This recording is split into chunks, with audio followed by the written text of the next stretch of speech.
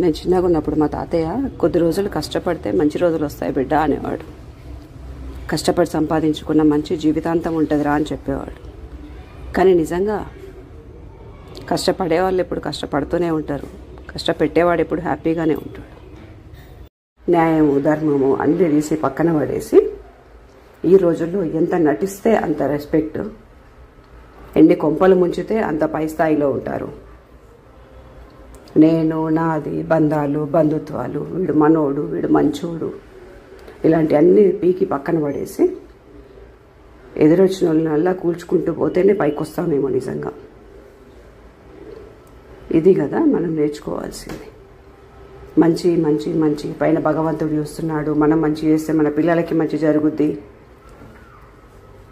దేవుడు గమనిస్తున్నాడు, అన్నిటికీ దేవుడు లెక్క చెప్తాడు. నిజంగా ఇవన్నీ చేతగాని మాటలేమో అనిపిస్తుంది రోజు రోజుకి. అన్న తమ్ముడు అక్క చెల్లి బంధాలు బంధుత్వాలు ఏవీ లేవు. మన పనేదో మనం చేసుకుంటూ పోవాలా, మనకు రైట్ అనిపించింది మనం చేసుకుంటూ పోవాలా. నీ దగ్గర పైసలు ఉంటే అన్ని బంధాలు పనిచేస్తాయి. అదే నీ దగ్గర పైసలు లేకపోతే నీ పక్కనున్న నీ తోబుతో కూడా నేను బిచ్చగాన్లాగా చూస్తాడు.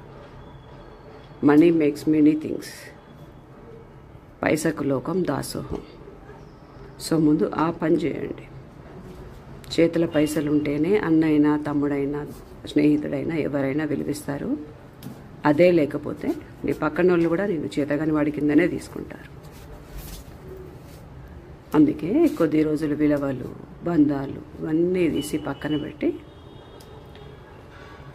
పైసలు ఉంటే అదే పైసల్ని 10 మందికి దానం చేస్తే వాళ్ళందరూ నిన్ను దేవుడు అంటారు. గుళ్ళో దేవుడి హుండీలో కూడా 10 రూపాయలు వేస్తేనే అయ్యగారు అర్చన చేస్తాడు, హారతిస్తాడు.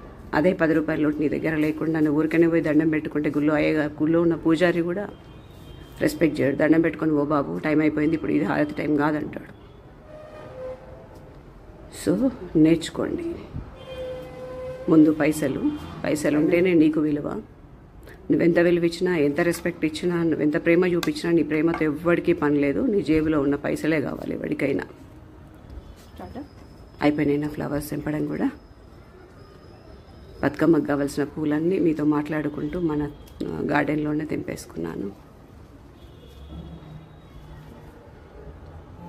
Thank you.